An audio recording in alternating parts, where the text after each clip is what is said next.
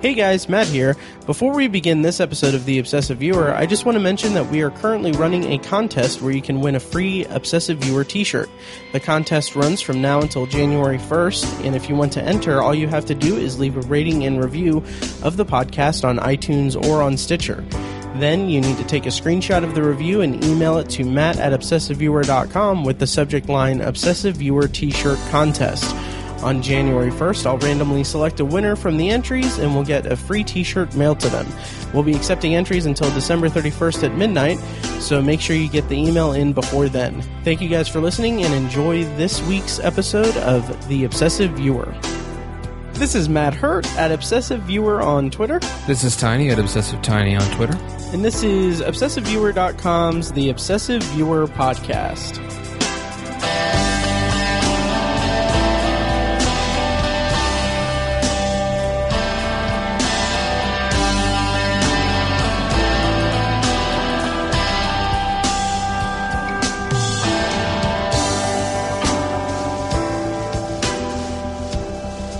Hello and welcome to The Obsessive Viewer. We are a weekly movie and TV podcast that covers a specific topic, whether it be genre, trope, movie, or show, each episode. You can find more of our work at ObsessiveViewer.com and more of our podcasting at ObsessiveViewer.com/podcasts. And you can also like us on Facebook and join the Facebook group at Facebook.com/TheObsessiveViewer. And sponsoring this week's episode, once again, is, of course, Horror Movie Yearbook from the Midwest Podcast Network. You can find them at HM Yearbook on Twitter and at HorrorMovieYearbook.com. Horror Movie Yearbook is a podcast that takes a few different horror movies from 1 year and then reviews them and discusses them in context with the year that they were released. And they just recently did a review of Stranger Things, both season 1 and 2. Nice. So as a special episode. So today on the podcast, we're going to be talking about The Disaster Artist. But Tiny, first, I have a couple things I want to bring up. But before I do that, how's it going? Oh, hi, Matt. I'm so glad you said, oh, hi, Matt. How's your sex life? Oh Be my a gosh. short podcast. Yeah. Jesus.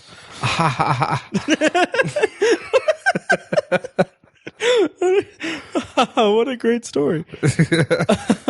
Terrible. Oh my god, I'm so excited to talk about this movie. Yes. So yeah, but before we do that, a couple things to bring up at the top of the episode here. We mentioned last week, I mentioned something about Twilight Zone coming to CBS All-Access. That might have been a couple weeks ago. Mm-hmm. And I mentioned that I wasn't sure how CBS All Access was in terms of content, if they were kind of pigeonholed to network standards, since it's CBS All Access is since CBS All Access is, of course, owned by CBS and it is their streaming service. I heard from Tony Troxel, our friend from Geeking in Indiana. He told me today that it's not. It's like any other streaming service. Star Wars or Star Trek Discovery is R-rated. There's been, I think he said, a couple of F-bombs and also some Klingon nudity. So, nice. Yeah. And then Going to the App Store. Download. Okay. All right. Also, a little bit of news. There was one thing that I read that we're kind of whet the appetite for next week's episode. Mm-hmm. I read that, you know how Rian Johnson. Yeah, Rian Johnson. This is a mess. Well, in your defense, it's not a very common name. So. Right, yeah. Johnson isn't a common name Yeah, at all. not at all. Rian Johnson is going to be doing a new trilogy after this one. Right. Of Star Wars. Yay. But what I read that was interesting was that apparently that project was greenlit or got off the ground or was okayed by Lucasfilm just because they like Rian Johnson. Okay. He said he spoke to Slash Film recently and said that like it wasn't greenlit from a story idea. Like he didn't give like a story idea or anything or pitch a story. He was just like the way that he put it was that at the end of working on The Last Jedi. It felt like the end of senior year. And this isn't the exact quote, but he said, like, and we're all putting our books away in our lockers and everything, and then talking about how we want to keep working together. And so he's like, hey, what if I just do another trilogy? And they're like, yeah, okay. And then that's how they got off the ground. Oh, wow. So that's pretty interesting. And it's we'll see how it goes. Okay.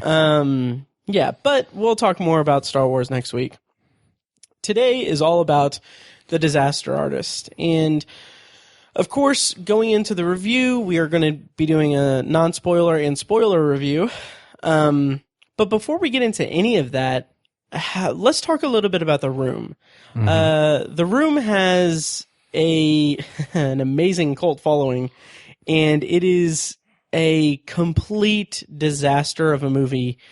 It's like I had loaned it to Fecus, and he asked if it was as bad as Troll 2, and I said, it's worse than whatever you're thinking it is right now.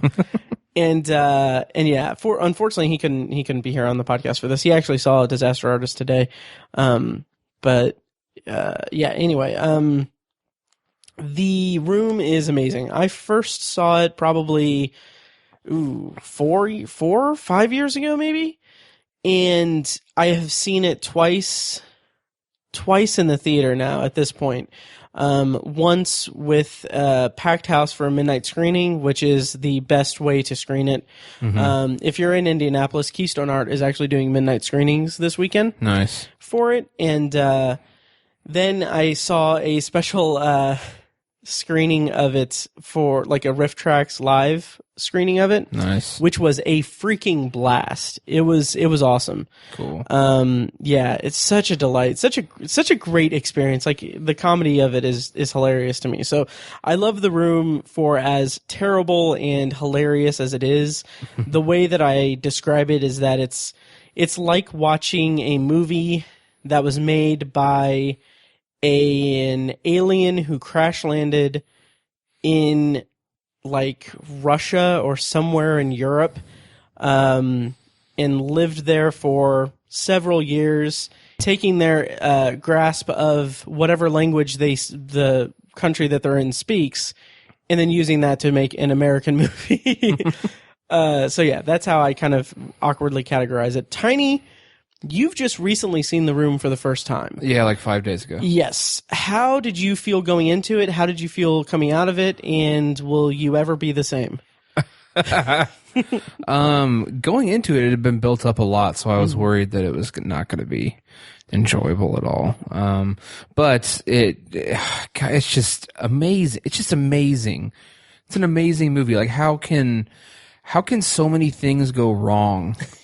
But turn out delightfully. You know what I mean? It's like they were disasters, but because of context and preconceptions and attitudes, it's a fantastic thing that it went wrong, I guess. It's just, it's amazing that can happen so many times in one occasion to make something so wonderful.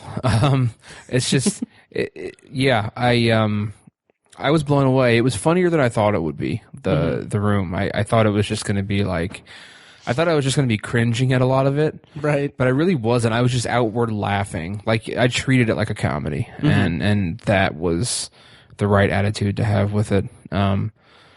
It's just so ridiculous. It's so ridiculous. I don't understand how someone cooked that up in their brain and then put it on paper and made it happen. And what's amazing is, even after seeing The Disaster Artist, I still don't know. Yeah, exactly. But, it's so great. Are you going to see it in the theater at some point? Yes, I'd really like to. Nice. Yeah. It's such a shame that there's midnight screenings for it, because at least I can't speak for you, but I feel old. Like I'm 31, almost 32. Yes, I always have to count. 31 and a half. Yeah, 31 and a half. And I just don't think I can do midnight screenings again anymore. It's rough. I don't think I can either. Yeah. Oh yeah. Have I seen The Room twice or 3 times in theaters? I don't know, but anyway, Yeah, so that's our kind of overall thoughts on The Room itself. So The Disaster Artist is a movie that is an adaptation of Greg Sestero's book about the making of The Room, titled also The Disaster Artist. Greg Sestero, that's his name, right? Yeah. He played Mark in the movie. Named after Matt Damon. In The Room. Is that... The character's named after Matt Damon. Right. He just thought his name was Mark Damon. That's right. That was okay. That's right. Jesus Christ. I'm a big fan of Mark Damon. Oh my God. Anyway, so The Disaster Artist is an adaptation of that, written by I don't have their names in front of me, but they are the people that scripted 500 Days of Summer. Oh, okay. And the Spectacular Now, and some other movies. Mm-hmm. And it is directed by James Franco, mm-hmm. who also stars as Tommy Wiseau, the genius of The Room. And co-starring in it as Greg Sestero is James Franco's brother Dave Franco. And then there are just tons of recognizable faces in this movie. Yeah. It's like comedy made a movie about The Room. Yeah. Pretty much everyone you can think of off the top of your head is in the comedy field makes an appearance in this movie. Mm-hmm. So it's all about the making of The Room. And Tiny, after having seen The Room for the first time so recently, what were you expecting going into The Disaster Artist? I wasn't sure if they were going to go with like a straight adaptation of the story, or like if they were going to try to be funny, or if they were going to try to be dramatic. I mean, I can't imagine those guys being dramatic with it. But yeah, I really didn't know what to expect. I wasn't sure. Yeah, I really just wasn't sure, because I hadn't read the book, mm-hmm. and so I wasn't sure if if they were going to treat it the right way, if they were going to take creative licenses, or if it was even going to be like candid and talk about how it's a true story or whatever, mm-hmm. or if it's just going to be like an adaptation of the book. I wasn't really sure. Right. But I'm glad with what they did. I think it turned out pretty well. Yeah, same here. I was very excited about this movie. I was very much looking forward to it just because I was a fan of The Room. And also the trailers looked like it was going to be a very enjoyable experience. If only because James Franco looked like he was going to just nail the role. Mm-hmm. And we'll talk about his performance in detail, I'm sure. But that, and just that first teaser trailer that they released, that was James Franco as Tommy Wiseau doing the scene on the rooftop where he comes in and says like, "I did not hit her, I did not." Oh, hi, Mark. Hi, Mark. That scene and having to get so many different takes. Like, that teaser trailer is the perfect teaser trailer because it says everything that you need to know about this movie going into it. And it's just perfectly encapsulates what they were going for to achieve this movie, with this movie. And it was amazing to me because this is a movie that I was expecting it to be hilarious. And I was expecting it to have a lot of heart too. But the kind of drama aspect of it, it's basically the story of the friendship of Greg Sestero and Tommy Wiseau. It really, maybe not resonated that much, but like it felt like an authentic dramatic story, mm-hmm. wrapped around this just absolutely absurd thing. Like, I would love to get the reaction of someone who is completely isolated from knowledge of The Room. Like, I would love for someone to just go into The Disaster Artist having no idea that The Room exists, that Tommy Wiseau exists, that this whole thing exists, and they just go into The Disaster Artist thinking that this is a fictional story about a fictional people making a fictional movie. and just to get their read on it, to see how absurd it is. Like, does it work as a movie itself without the context of knowing how much of a disaster The Room itself is? Mm-hmm. So that would be interesting to hear. But yeah, so overall I loved it. Nice. Yeah, it definitely lived up to it. So what all do you want to talk about in kind of broad terms before we go into spoilers? Well, I was really surprised with like you, I knew it was going to be funny. Mm-hmm. But I was really surprised with how heartfelt it was. Mm-hmm. I kind of wasn't expecting that. I think they made a really good choice to basically like kind of humanize Tommy Wiseau, I would say, because he's basically like an alien, mm-hmm. like you said. Yeah. But no, they really humanized him, and you know, he's such a. It's so easy to kind of laugh him off as this ridiculous character, but you have to.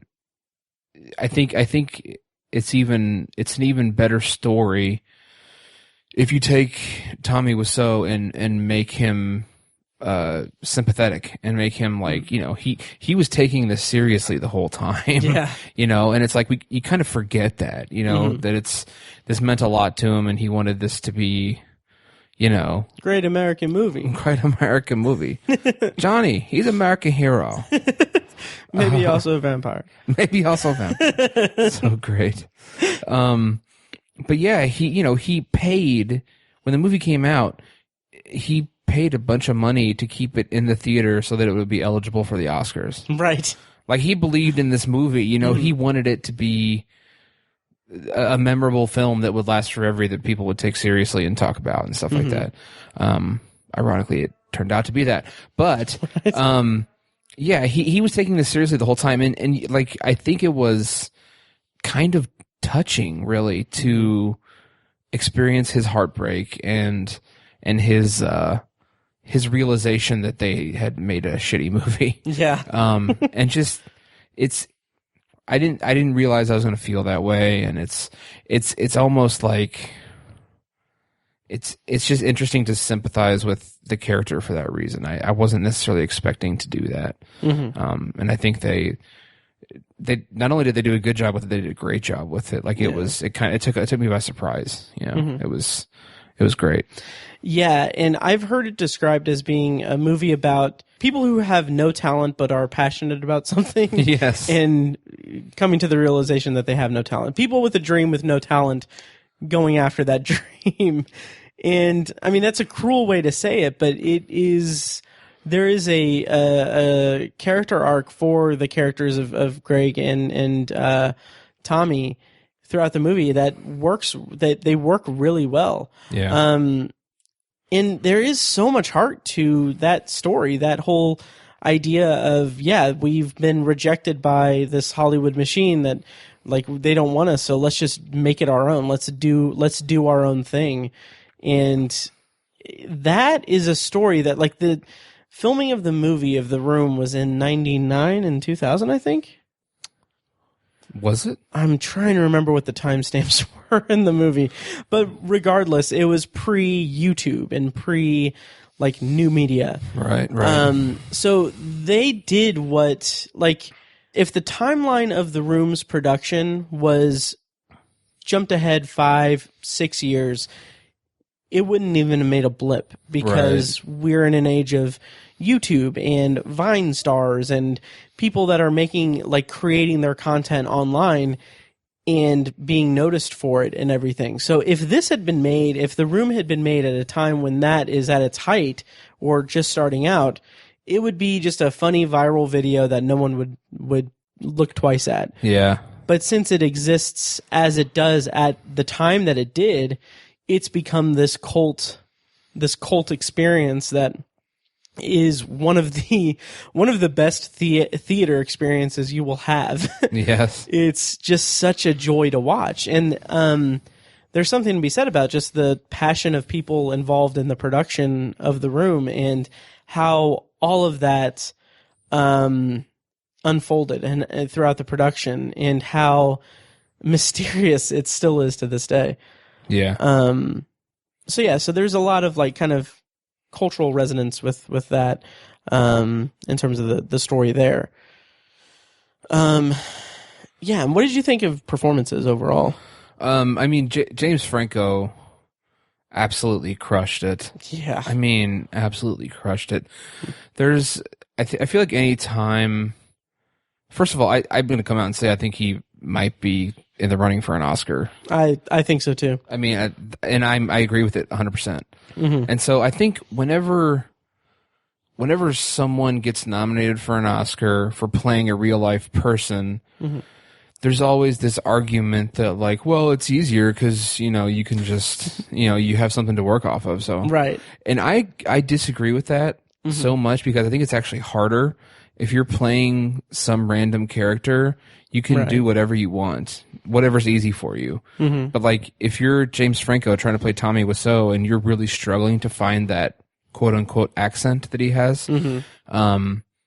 It's really hard. Like you don't have any leeway. You can't just like kind of get it or like make it sound more French than Irish or whatever. You know what I'm saying? Like you can't just run with it. You have to make yourself get down their mannerisms specifically. You know, it's, I think it's harder. Yeah. Like you don't have the crutch of making choices. Right. Like you don't have the freedom of making choices, like acting wise, making a choice for a character. And you don't have the crutch of saying like, oh, that's just a character choice. Like, oh, this is a terrible example, but he does this weird thing with a Jolly Rancher where he shoves it in someone's mouth, but right, and that's not a good example. But like, just like, oh yeah, this character has a weird affectation on their voice, or they have a weird like kind of side glance that they do occasionally, and like it helped enhance the performance and everything. Like when you're portraying a real life person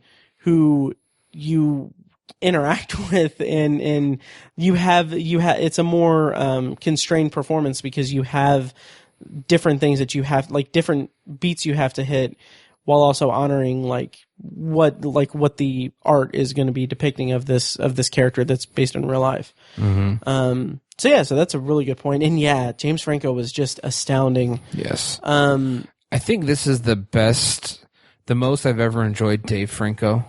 Me too. And I've grown to enjoy him quite a bit. Yeah.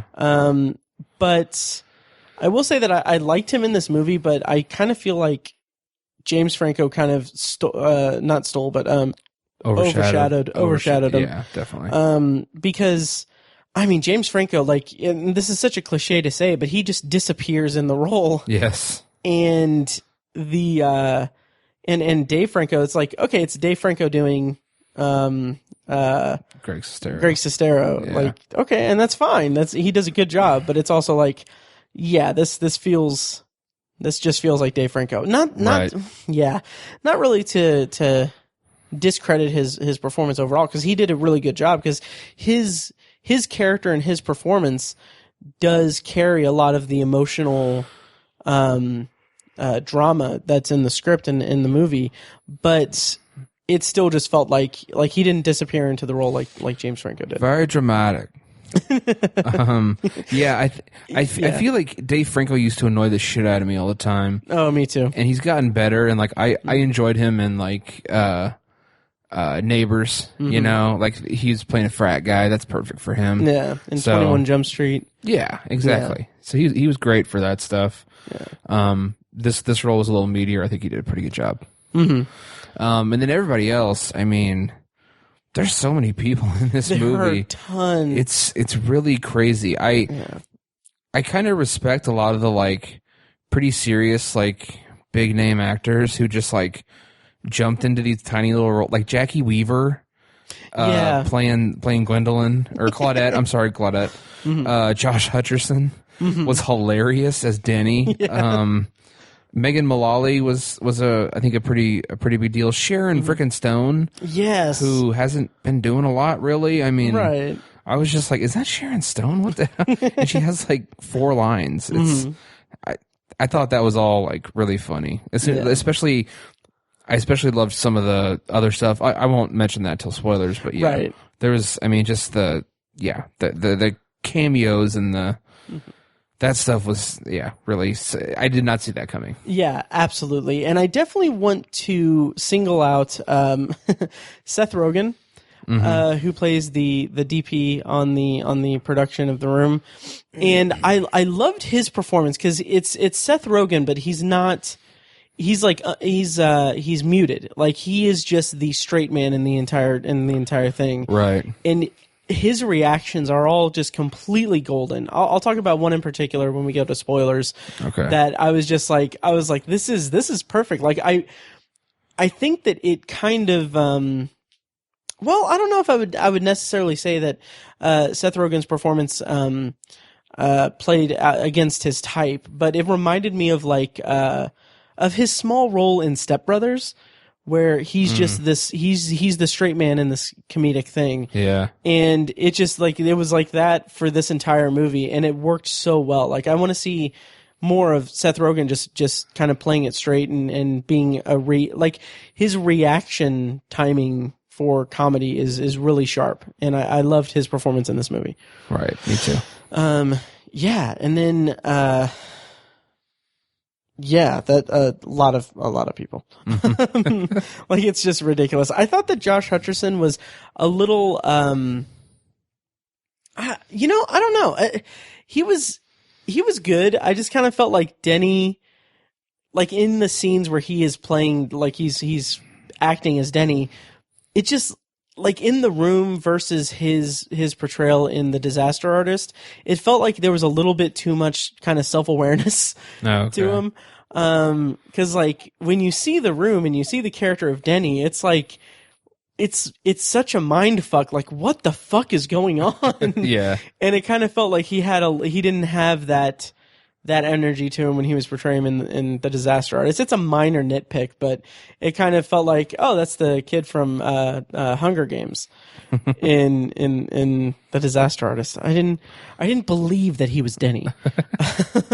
Yeah, I honestly don't think Josh Hutcherson is that great of an actor. Me neither. He's fine, but he's famous for being in dramatic films. Yeah. And so I thought it was fun to seeing him as kind of a fish out of water, being in a comedy role like that. Yeah, and as a small tangent, he is in a Hulu series called Future Man that I think looks kind of cool. You really? See, I haven't gotten a chance to see it yet, but I know that it's a Seth Rogen and Evan Goldberg show, so I definitely want to. I didn't realize that. Okay. So I want to check it out, and I really like Eliza Coupe, who's also in it. Yes, she's hilarious. Yes, she's amazing.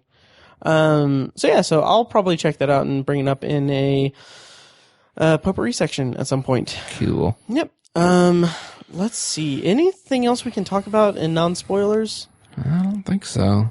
Well, here let's go this route.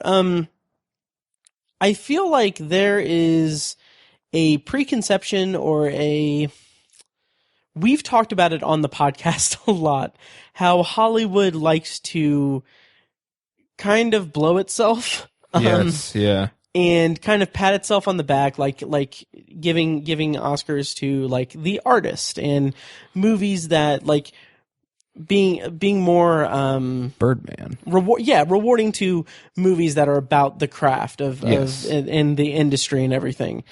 This is one of the first times where I've seen a movie that is in that same type of vein, even though it kind of shies away from like it's not a celebration of the Hollywood system. It's more a counter to that, or a even at sometimes maybe even an attack on it a little bit. Yeah. So I kind of wonder how it's going to fare in like reward season. Do you like you said, James Franco could have an Oscar for this role, and I think it would be warranted, definitely. But do you think it's going to fare well with the Oscar crowd? I don't know. I feel like a lot of people in the Hollywood scene were aware of The Room, and they liked it because of how bad it is. You know, they liked it ironically and stuff like that. And so I feel like they have a soft spot for The Room, and so they will appreciate this movie because they're such big fans of The Room. And so it will get accolades because of that. Mm-hmm. I think James Franco and the film have already won quite a few awards. I think it won some awards at like film festivals and stuff. Oh, yeah, I think so too. So I think it's already doing pretty well. Mm-hmm. So I think it's possible. I don't think it's going to be a huge deal. Like, I don't think it's going to get 10 nominations or even like 8, but I could see it getting 3 or 4, maybe. Mm-hmm. Maybe. But yeah, we'll see. I could see that too. And now that we're kind of talking about it, it does. I kind of feel like it's going to be lost on a lot of the Academy voters. Mm-hmm. Because The Room is a cult phenomenon, and it's a cult phenomenon because it's so terrible. So I feel like I said earlier in this episode, I kind of feel like the Oscar voters who will see it without the context of The Room, or if they're not, plugged into that whole thing, I wonder how they're going to react to it, or if they're going to see any type of merit in awarding it like a nomination. But again, the Oscars are all a farce anyway, so all awards really are. Yeah, and I did kind of on a similar subject. I did have a conversation with a friend of mine who said that we kind of got into a bickering back and forth because, like, I don't think I was picking up what he was putting down quite well, but kind of the root of it was that he wasn't interested in seeing The Disaster Artist because he's never seen The Room, because he's one of those people that doesn't want to see a movie just because it's terrible, which that's fair. That's okay. That's to each their own. But his kind of stance was that he thought that it was a little silly that kind of a mainstream audience was attaching itself to The Disaster Artist, and it's becoming more mainstream because The Room is has such a cult following. Like he thought that it was a little bit like jumping on a bandwagon for The Disaster Artist to get all these accolades and everything, when it's the basis of it is this terrible product that is viewed ironically. Yeah. Which, I mean, he hasn't seen either of them, so that's all just his viewpoint from the outside of it. Did you pick up what he's putting down there? I can understand the idea that it might be bandwagon fans, but I don't know about that. I think it's just because it's just getting more popular. Like it's becoming less of a cult following and more of just a popular following. Like it's just becoming more popular. It's just changing status. It doesn't mean that it's less cool or it's not as fun to watch it ironically as it was before. Right. It doesn't change that sentiment or that reaction at all. So, yeah, I'm not sure if I agree with that or not, but I can sort of understand what he's saying. Okay, sure. Yeah. We don't need to really harp on it or anything, but should we dive into spoilers? Yeah. Okay, good, because I just got the test results back and I have breast cancer and I'm dying. Oh, that great idea. Jesus. All right, so I'm going to play a clip from the trailer and then we're going to dive into spoilers for The Disaster Artist. Show up on time. Try not to fall asleep, everybody. Am I hearing an accent? Oh, no. What you mean? How old are you? Oh, I'm Greg age. You're 19? Yeah. I just turned 14. Wow, happy birthday.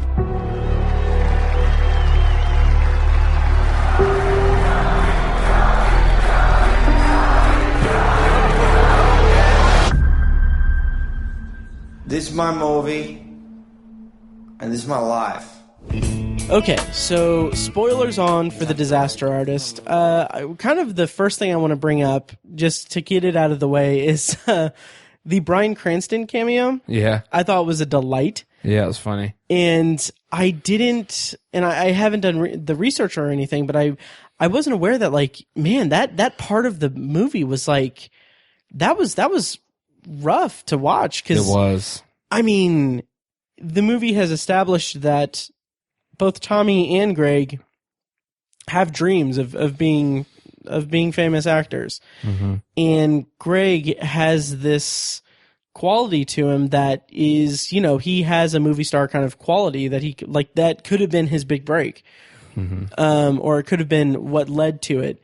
And just seeing the kind of passive aggressive way that he was blocked from doing that is just like there's so many layers to that I really enjoyed, and I thought that was a very pivotal, dramatic moment for the movie. Yeah, it was like petty. Yeah. Really petty thing to do. Mm-hmm. Yeah, but I agree.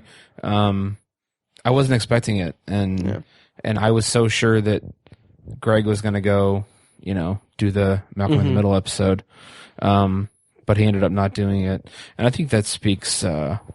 That's pretty true to his character. He's fairly loyal throughout a lot of the movie, and he kind of loses that towards the end before, you know, when he takes off with his girlfriend and he hasn't really talked to anybody and kind of forgot about the room, and he's doing his thing and eking out a living as an actor, kind of, but with some semblance of success. And then he kind of has he gets back to his loyal roots, I think, at the premiere of the movie towards the end. And I think that's a return to form for his character. And that's the Greg I like more, the kind of clueless, dumb, sort of, gullible Greg is a lot more enjoyable. So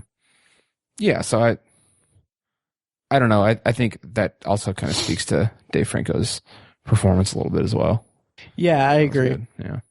Okay. I did actually find an article from Slate.com that's fact versus fiction, things that are real and not true and not true from The Disaster Artist. And one of the headings is Bryan Cranston and Malcolm in the Middle. I'll just read an excerpt from this, and I'll put the link in the show notes here. In Franco's film, Greg gets the kind of opportunity that most aspiring actors can only dream of, a role on a popular television show at the invitation of the show's star. During the filming of The Room, Greg and girlfriend Amber run into Bryan Cranston, playing himself circa 2001, in a cafe. Cranston notices Greg's beard, and after learning that Greg is a struggling actor, offers him the role of a lumberjack in an upcoming episode of Malcolm in the Middle. Greg jumps at the chance, but Tommy refuses to give him the day off from filming to appear on the show and insists that Greg shave his beard so that Mark can make a dramatic, clean-shaven entrance in the movie. Given the chance, blah, blah, blah. Okay. The real story behind the beard is not nearly as dramatic. The real Greg Sestero was reluctant to shave his beard, but it wasn't because he'd been promised a role on Malcolm in the Middle. In his book, Sestero says he already suspected that The Room was going to be a disaster, and he liked having the beard as a disguise so that he could later disassociate himself from the film. So that's interesting. Yeah. And another thing that I kind of wanted to bring up also that is also in this article is the idea of the premiere, or the way it's depicted in the movie. In the movie, this is one of the things that, like, I didn't really mind it, because I didn't have any context for how the premiere actually went. Mm-hmm. But in the movie, it's an amazing experience to see a theater filled with people and them not reacting and not understanding, like seeing just how terrible the movie is. Mm-hmm. And then in the movie, it shows that they eventually turn it around and it becomes that's the birth of it being this comedic hit, and this huge thing. And I really, really wondered if it really did have that uproarious laughter and everything, which, yeah. According to this, article, the actress that played, Michelle in The Room said that, there was laughter, but not the cheering, that's depicted in the movie, and that a lot of people walked out within the first 5 minutes. And of course it took time. Like, that's not a surprise, because it definitely, it doesn't surprise me that it took time for it to become this cult phenomenon. Right. How did you feel about the premiere sequence?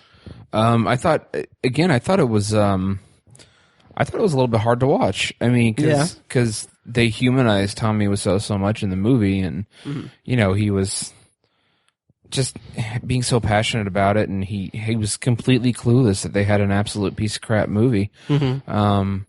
It was kind of hard to watch, and some of the other actors, most notably Julie, was, like embarrassed about the sex scenes and stuff like that. It made it just a little bit rough, but at the same time, like, it's one of those situations where you can't look away. Yeah. It's good embarrassing moments, I guess, or whatever you want to call it. Schadenfreude, maybe. Mm-hmm. But yeah, it was, I thought it was well done, and I appreciated the journey of going from the awkwardness, the audience's reaction to the film, and the awkwardness of it early on, and then it very quickly, it's almost like a switch is flipped, and it goes into being a comedy, and they start laughing at it, and it turns out to just be this like rip-roaring comedy film at the end. That was really satisfying, and I too wonder if that actually happened. I'm pretty doubtful. Right. I doubt that actually happened, but the idea of it is it's like a romantic idea, and it makes sense for this movie, and I appreciated it. And they needed to truncate it for the movie, obviously. So I mean, it's not like it led to a poignant moment between Greg and Tommy in the movie, where he's like Tommy leaves, and then Greg like tells him like, "Hey, they're enjoying it. This is entertainment." And we did it. And I love the line where he's like, "Do you think Hitchcock ever got a reaction like that?" Yeah, I was like, "That's beautiful. That's a beautiful sentiment."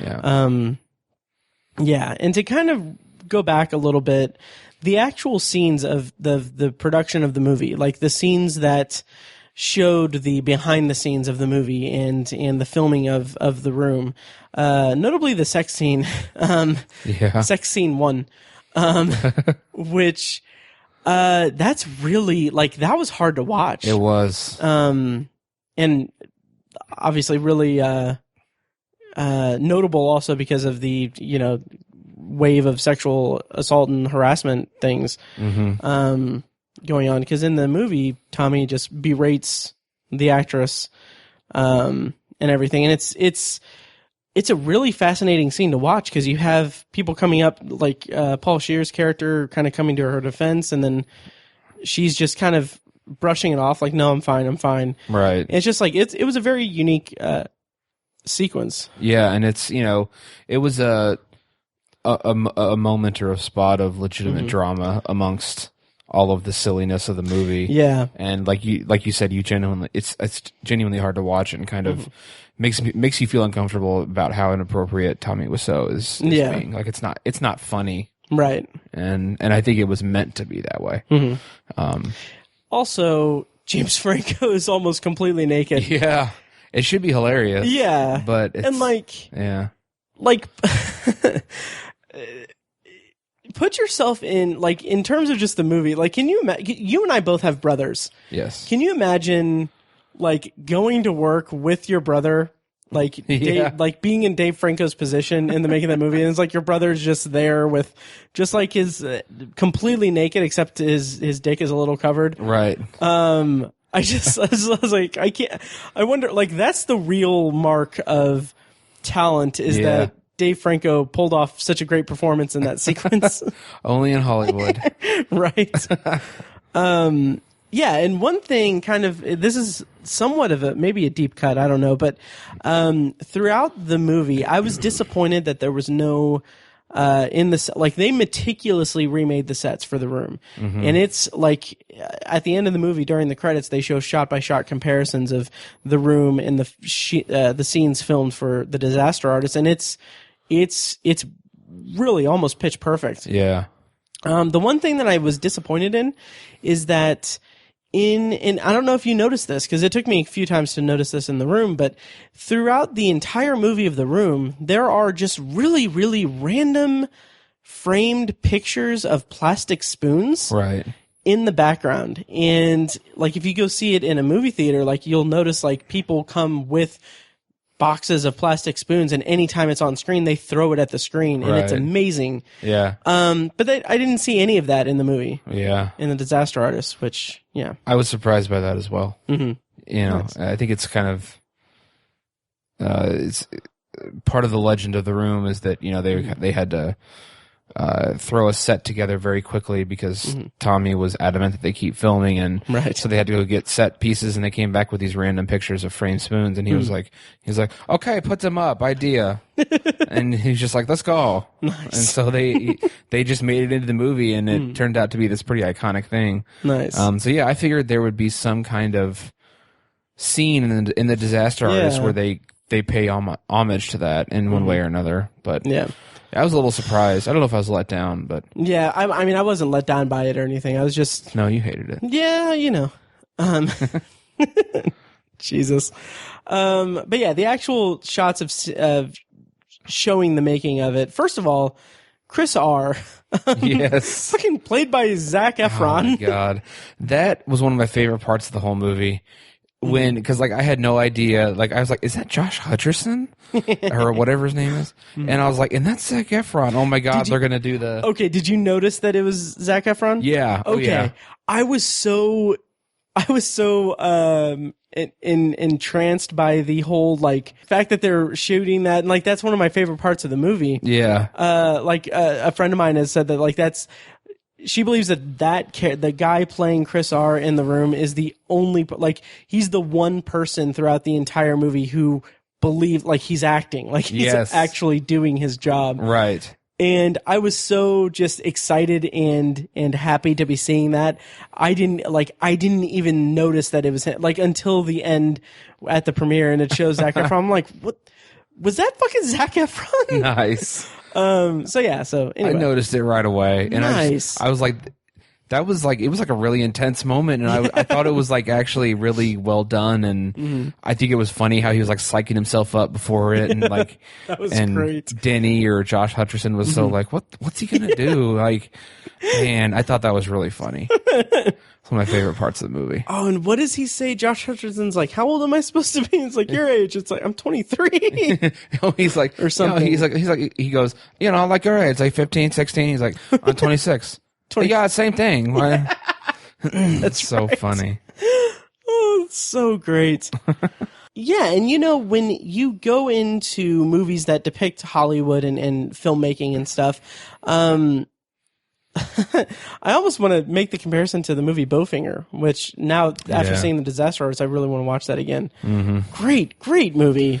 Yeah. I love it. Anyway, when you have like a depiction of like a filmmaking story or making of a movie in or outside of the Hollywood system, and you have a fictitious account of it on a film, there's always the chance that you'll have that the movie will go down one way or another on the side of Hollywood itself. Like it could either romanticize the idea of Hollywood or anything, kind of like La La Land had this very kind of romanticized vision of Hollywood and of kind of classic era Hollywood.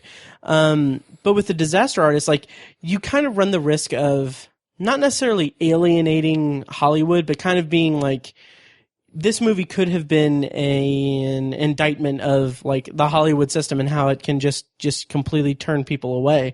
How did you think that the movie fared in terms of depicting what it's like to be a struggling actor in Hollywood or a struggling creative type in Hollywood? How do you feel that it handled that as a person who doesn't act in Indianapolis? Right. Yeah, having no experience with it. All I can say is I appreciated their depiction of it. I liked how, you know, Greg goes to the agency, and she just like tells him to stand up and turn around. Yeah. And, like, what's with your hair and stuff like that. And based on his looks, nothing at all to do with his acting ability, she decides to sign him. And then he just gets nothing, you know, and they show him doing a few auditions, and that was pretty funny, using an accent and stuff like that. So that stuff was, I think it was a fun depiction of it, I guess. And then the whole Tommy running into Judd Apatow. Oh, yes. At the restaurant and stuff like that, which that's more of an exercise in just like an awkward situation. Like if Tommy wasn't so fucking weird, right, that might have gone differently. But at the same time, like Judd Apatow playing like the totally asshole kind of producer, right? And at the end, the lady's like, "Are you okay?" And he's like, "Yeah, thanks for coming right over." He went through 2 stanzas of fucking Shakespeare or whatever. I was like, "What a dick," Yeah, that was great. And I was like, "That, but that's perfect." That's that's what you would expect, like an a-hole Hollywood producer to be like, right? So, absolutely. I appreciated all those various depictions and whatnot. Tommy Wiseau had the part where Tommy was auditioning as well was classic. Amazing. Yeah. Him trying not to do the accent was just brilliant. And I don't know how James Franco got through that. Oh, me neither. That scene. Oh, yeah. But the Judd Apatow scene, like, it's interesting because I think the thing that kind of sets this movie apart in terms of the kind of idea that it could alienate the Hollywood system or be an indictment of it is that the people at the forefront of it aren't, like, Tommy Wiseau is just not cut out for filmmaking or acting. Like, it's just it's a disaster. He's a disaster artist. And seeing him try to get into Hollywood and failing so miserably, that provides a good counterbalance to like you said about Greg Sestero's kind of only being looked at for his looks and everything, not at all about his acting talent or anything. That's an interesting juxtaposition that kind of depicts what it's like that, like, it's not this bitter look at Hollywood as like, oh, this is my purpose is to be an actor, so I'm going to go to Hollywood and achieve my dreams and everything. It's a depiction of, this person that probably, shouldn't go for it is going for it and is very, very much kind of going down in flames because of it. But going back to the Judd Apatow scene, that's kind of a classic example of like you hear stories of like, oh, people getting approached in restaurants, right, and everything. And like, that's like the height of that kind of story, that Hollywood story of, some asshole coming up to you when you're eating dinner and trying to get you to discover them. Yeah. And it was just beautifully depicted because you have this person who is completely tone deaf to what's going on around him and completely just not talented and everything. It's remarkable to see that scene play out, and it's like, it's played for laughs, and it is a very funny scene, especially with Judd Apatow being just such a complete asshole to him. But there's kind of there's a lot of truth to it and a lot of insight into kind of what it's like to be in Hollywood, I guess. I would assume. I work in a call center in Indianapolis. Right. Yeah. Anything else you want to touch on with spoilers? Not that I can really think of, no. Yeah, I can't really think of any either. I love that they called attention to the breast cancer thing. Yeah. And how it's just not brought up again. Like, does this come back? No, it's a twist. It's a twist. No, that twist. It's a twist. So funny. That was great. Yeah, so will this make your top 10? Probably. Nice. I'd be surprised if it doesn't. Yeah. Yeah, it'll be up there for me for sure. Right.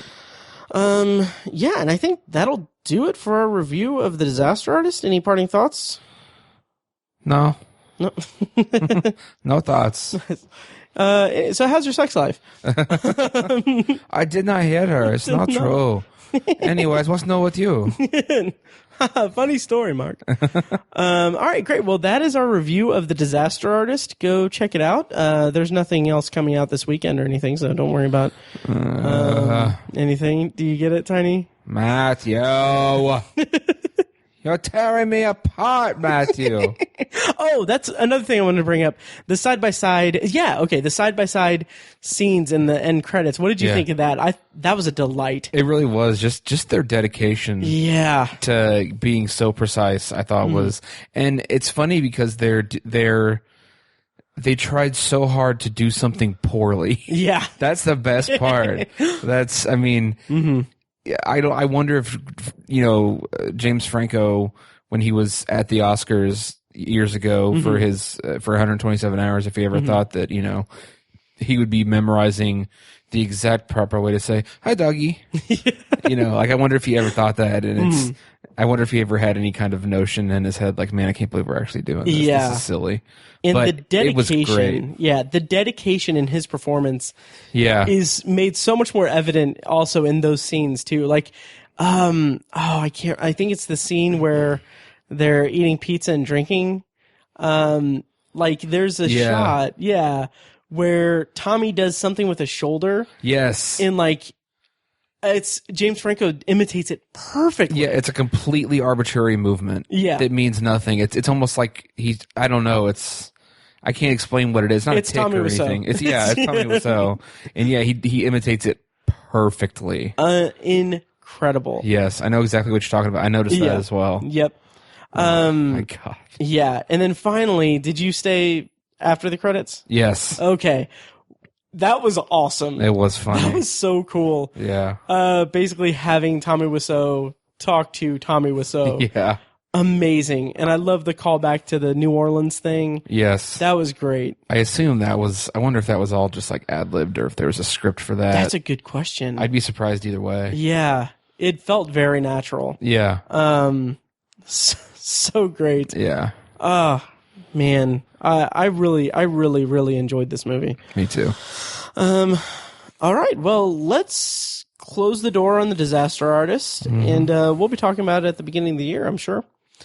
And yeah, so we are going to go into Potpourri, which is the section of the podcast where we just basically talk about whatever we want, anything that we're looking forward to, anything that we've watched lately, anything we want, as long as it smells good, it's Potpourri. Tiny, I have a couple of things, and do you have just the one? Just one thing, yeah. Okay. Well, I'm going to get us kicked off and just say that I haven't been watching that much stuff in terms of like actual new stuff because I have been preparing for Star Wars The Last Jedi, okay, which we are less than 24 hours from seeing at the time of this recording. And first of all, elephant in the room, a couple years ago, I was a complete asshole and was very much aggressively demeaning toward Star Wars. And while I'm not the diehard Star Wars fan, are they called Warries? Like Trekkies? Warries? Moving on. Yeah. I'm not a diehard like Warry or anything, but it was interesting because I was watching basically in preparation for The Last Jedi, I watched all the movies leading up to The Last Jedi. And I watched them in chronological order from the Star Wars timeline. So I started with the prequels, watched Rogue One, and then watched the original trilogy. And then actually tonight I'm going to watch The Force Awakens. So in doing that, I noticed a couple of things. One is that Rogue One holds up incredibly well, and watching it in that context, watching it immediately after the prequels and before the original trilogy, it's a really good bridge to the two trilogies, the first two trilogies. And not only is it a good bridge, but it leads in so wonderfully into A New Hope. It's really remarkable. Yeah.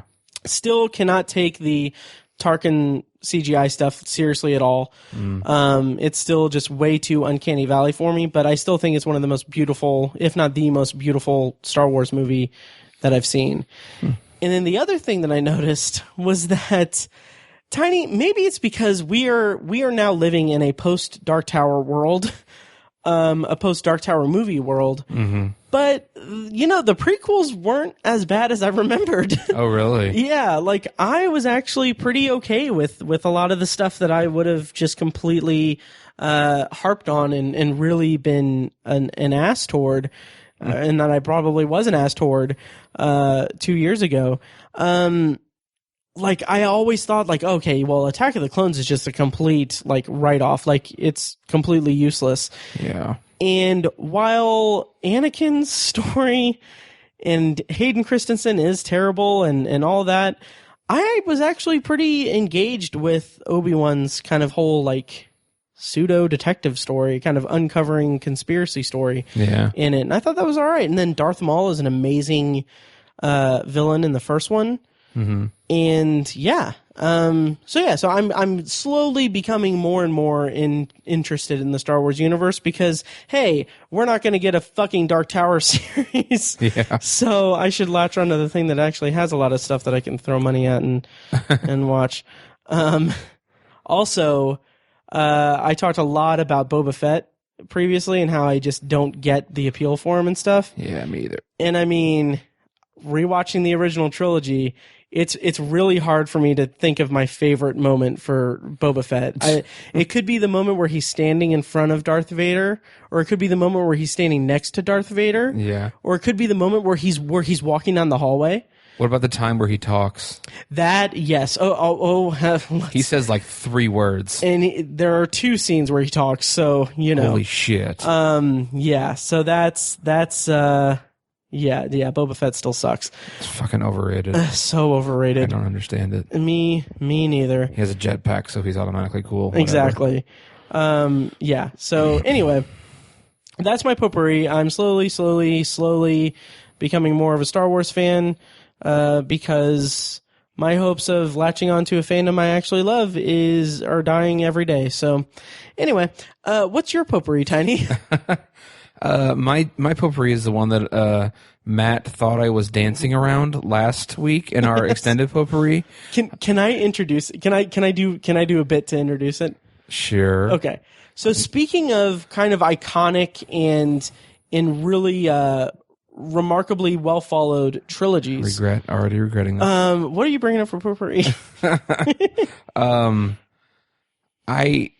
Whenever we do potpourri or extended potpourri, we usually make a list and we'll send it to each other. Mm-hmm. And at the top of my list, I didn't have it in any particular order. I wasn't going to bring up anything in any particular order, but at the top of my list, I had 50 Shades Darker. And so Matt thought that's where I was going to start, but I didn't. And then the next time he thought I was going to pick up at the beginning, but I didn't. And then the third time he's like, well, now he's definitely going to go from the top, but I didn't. And I had these precursors to everything I brought up. Or like, speaking of the top 10, or speaking of a movie I really liked. I really thought you were doing a bit every time. Yeah. And I wasn't. Yeah.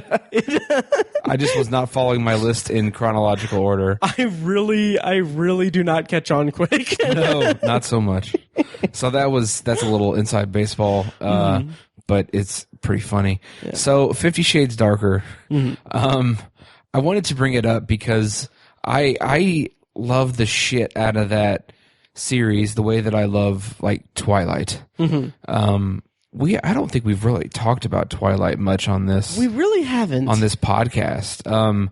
I love Twilight. Ironically, I like Twilight the same way I like The Room. Mm-hmm. Even though there's so many people that think Twilight is a terrific piece of film, right, or a terrific series of films, they're terrible, and they're delightfully terrible the same way that Tommy Wiseau is terrible. Right. And so I genuinely will watch the Twilight movies just to laugh at them. And so I'm pleased to say that I have that same reaction to the 50 Shades series. Paige and I, my wife, we watched it on our honeymoon. we were we were in Cincinnati just for the night because we couldn't really afford to take a true honeymoon because we paid for some of our wedding and bought a house in the same year and a dog, and so we just couldn't fit an actual honeymoon in there. So we just basically got a hotel for the night in Cincinnati and did some shopping and went to a nice restaurant and had some fun, and we ended up having a bunch of drinks and getting a little buzzed after dinner, and we just sat in our hotel room and we were just flipping through the channels, and I was like, 50 Shades Darker is starting in like 3 minutes, let's watch it. And she was like, okay. And so we watched it. I am amazed to say that they actually went even further over the top than the first movie. I did not think it was possible for them to be more ridiculous, but they achieved it. And this is coming from a movie where the guy was like, I don't make love, I fuck hard.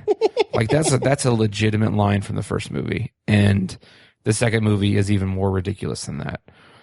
Jesus. I don't have a lot to say about it other than I just seriously enjoy watching how bad it is and how silly it is and over the top. And, you know, I when I talked about the first movie, I genuinely recognized that, that there is an actual.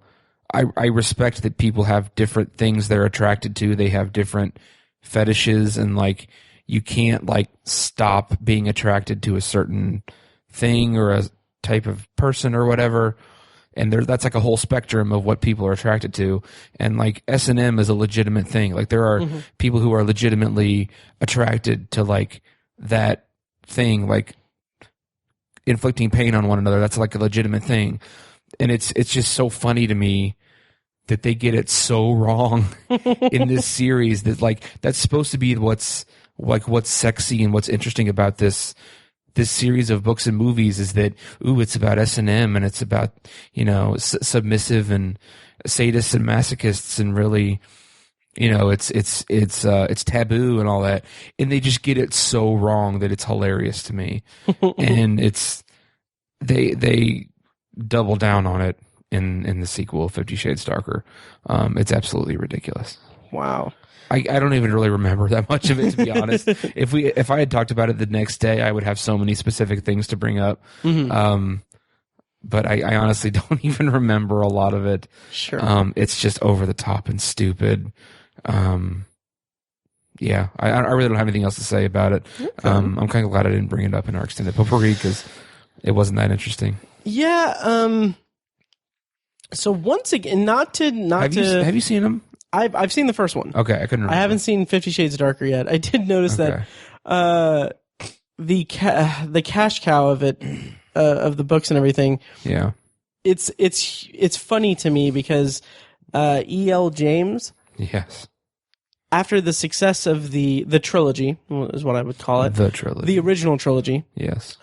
She decided to remake the books from Christian. Is it Christian Grey? Yes. Yeah. From his perspective. Oh my God! Shut up. Yeah. So like the first one is just called Grey, and I think the second one like recently came out. It's called Darker, I think. Oh my God. Yeah, I bet they're selling like fucking hotcakes too.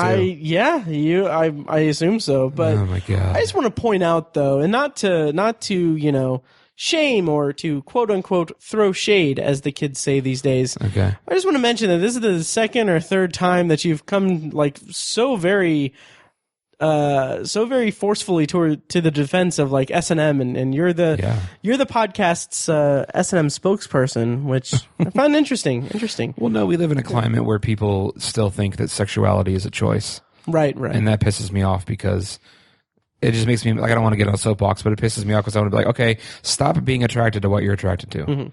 Like you're a man attracted to women. Stop that and be attracted to men. Just do it right now. You can't. You literally cannot. Like it's not. It makes me so mad because it's like it's part of who you are as a person. You can't. It just makes me mad. I agree. I was just making a joke, just implying that you're into S&M, but yeah, totally. You soapbox it away. I'm not. I'm not. My counter to that, though, Tiny, is that if you were to like just say to me, like, okay, stop being attracted to women, be attracted to men, I'd be like, okay, obviously that's ridiculous. But I mean, if Chris Evans was in here, I'd be like, oh, well, sure, why not? Shut up. That's ridiculous. But anyway, yeah, for the record, I am behind you 100%. Maybe 10 feet away. Yeah, you are. But yeah, I totally agree. That is the official position of the obsessive viewer. Thank you. That, hey, be attracted to, right, whatever you want to be attracted to. If you're attracted to giving us money, hey, more power to you. That is legitimately not a choice. That's a way of life. It is, yes. Yeah. Shout out to our Patreon subscribers. Yeah. Anyway, to round out Potpourri, I just have something's also kind of inside baseball, but a couple things. One is that no, there's a better way to transition into this. Oh, God. Speaking of creepy men with playrooms, yesterday after work, I did some work on the RSS feed for the podcast. Okay. So I basically if you'll notice, you might need to unsubscribe and then resubscribe to it, which is what I did on Pocket Cast. But I basically updated the titles of all the episodes, all the first 100 or the first 99 episodes, so that now if you were to say mass download all the episodes and then like have their own little folder, which is what I assume that everyone does, is they download permanent copies of each episode. Yeah. But they will actually be alphabetized in alphabetical order. Oh my God, you are such a nerd. It drove me crazy because I do have a master list, like a folder of all the finished episodes, and each one's titled like OV1, OV2, OV10, OV20, OV90, and then OV100. So like each one is like one's one digit, like a bunch of them are one digit, another's two digits, and then three digits. So I basically did 001, 002, 003. I had no idea how much I didn't care about that. I know. Until you started telling me about it. Right.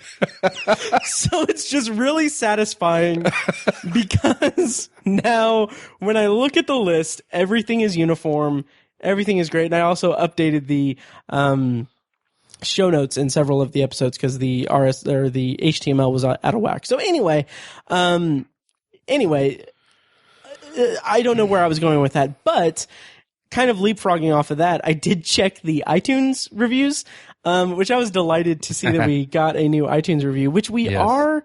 It's interesting because we are running that promotion where if you review the show on iTunes and send us a screenshot with your review, you could win a free Obsessive Viewer t-shirt. Mm-hmm. And I do just want to read this one review we got recently on December 8th from Curtis Crutchfield, who is in the Obsessive Viewer Facebook group. And so he I got a good chuckle out of this review. It's 5 stars, and the subject is honest. He said, Matt and his friends seem like they are just having a conversation about geeky stuff. I don't sense pretension or like they're trying too hard. Matt's habit of starting a sentence before he has the thought complete is kind of funny. Which I'm so glad that sentence ended with kind of funny and not completely infuriating every single week, because that's how I feel every time I edit the podcast and I listen to my dumbass. My response to that is not after 230 episodes. Nice. I'm kidding. Nice. Oh, man. But yeah, and then finally, last thing, and then we can call it a night, is this is what I should have started this second section of Potpourri with because it's relevant to what you just brought up. But this is going to sound weird now. That's a weird way to set this up. A little bit. Friend of the show, Matt and Draco. Yes. Speaking of 50 Shades Darker, Matt and Draco, who is a Patreon subscriber, and he's a friend of the show and friend of the hosts, he gifted me a couple of discount codes for Adam. Yes. Yeah, which he also did for you for Thor. Yeah. Yep. Which he basically he just messaged me and saying like, hey, I'm not going to be able to use these codes. It's a $5 ticket. You just basically put in the promo code. It gives you a ticket for $5 in case you want to see a movie this week. That's not Star Wars since we already have our tickets. Mm-hmm. So I'm like, oh yeah, absolutely. So I'm actually going to go see Star Wars again on Saturday with those passes. Cool. Yeah, but I want to mention that first of all, I've never used this app Adam before, which I guess isn't just movie tickets. I think it's you can just share coupons with people. Yeah, it's all kinds of stuff. I'm not super familiar with it, but yeah. But for our purposes, you can use it to do to buy movie tickets and stuff. Mm-hmm. But when navigating the app, I did notice that on February 8th, in what I'm assuming are select cinemas, all 3 movies, one marathon night. 50 Shades of Grey, 50 Shades Darker, and 50 Shades Freed. Oh my God. Cumulative runtime of 5 hours and 36 minutes. Wow, that's too long to have an erection. So it's against doctor's orders. If you want to buy us tickets, we will go. Dude, I will go. Review the experience. I hope you're not joking. I'll do that. I'm not really joking. Okay. February 8th, that's a Thursday. My PTO kicks in for next year. Oh, dang, I can't do that. Oh, yeah. I don't have any time off. Huh. Got married. How convenient. Yeah. Tiny? Like it doesn't roll over for the next year? Damn it. Since it's February, it's going to be 2018? If it's an AMC theater, I might be able to work there because we have a contract with AMC. I've had, the company I work for has a contract with AMC. Oh, okay. I've had to go to AMC's and work before. So. Oh, really? Yeah. Nice. So how does that factor into getting to see 50 Shades? I could be scheduled to work at that gotcha. day. Okay. But probably not. Yeah. Well, I'm sure that it'll be at nighttime, though. So, yeah, if you want to... Damn it, Matt. You can buy us tickets. Me and Tiny will go see this experience, and we will do a special episode dedicated to the 50 Shades Marathon. Fuck yes. Yes. I will do that. Oh, my God. We're going to do this. Anyway, yeah, but the stipulation is you have to buy our tickets because, you know... we can't be seen to be contributing to such... Right. To such nonsense. Yeah. We have names to uphold. Yes, we have reputations. Yeah.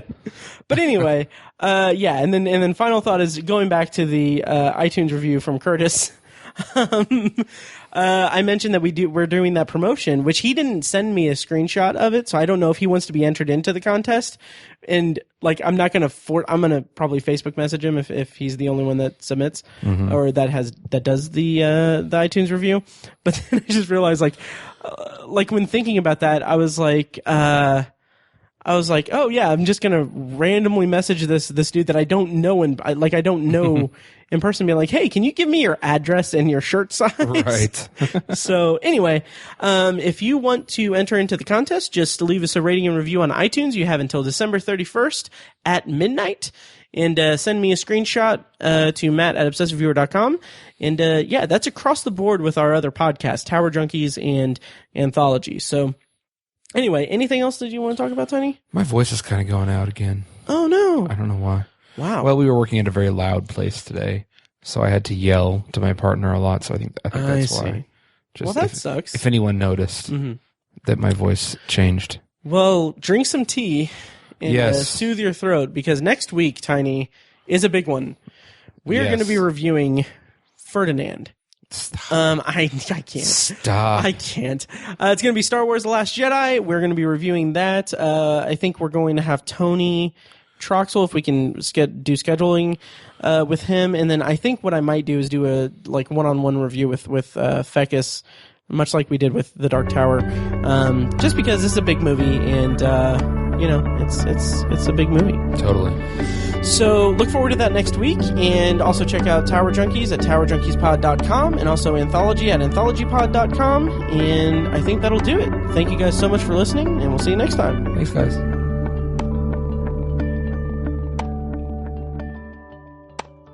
What are you bringing up for Potpourri?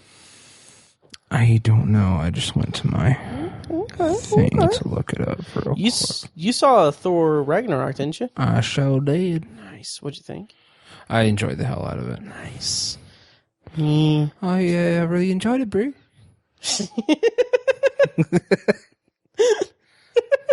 That's awesome.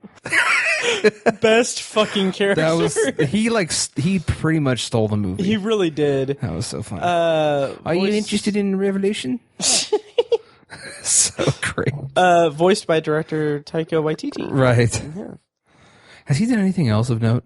He did. He directed What We Do in the Shadows. Oh, okay. Yeah. Okay. Thank you for listening to The Obsessive Viewer, presented by ObsessiveViewer.com.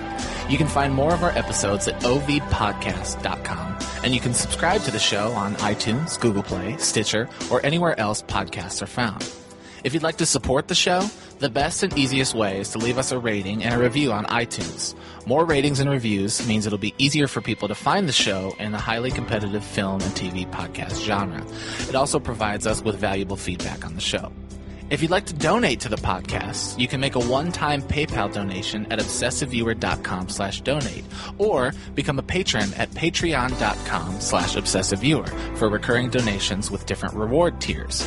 Every donation goes toward paying the fees to keep the podcast running and is greatly appreciated. For official Obsessive Viewer merch, including shirts, mugs, notebooks, phone cases, and more, visit our TeePublic store.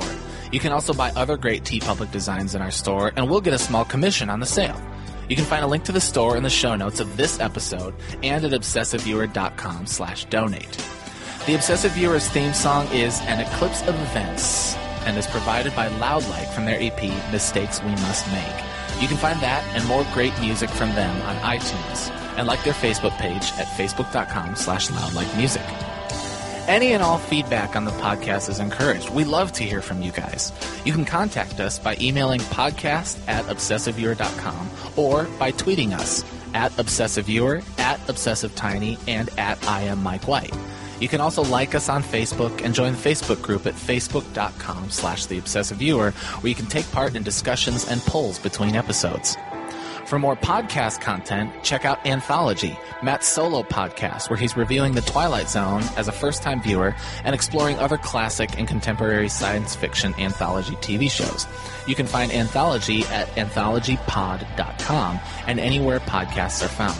For book lovers, you can check out our sister site at obsessivebooknerd.com for book reviews, author spotlights, and a general celebration of reading. Finally, if you're philosophically curious, check out Tiny's side project podcast, The Secular Perspective, which explores the concepts of faith, religion, and existence from the perspective of secular hosts Chad and Amanda. You can find that at thesecularperspective.com and subscribe to the podcast on the app of your choice. Once again, thank you so much for listening, and we'll see you next time.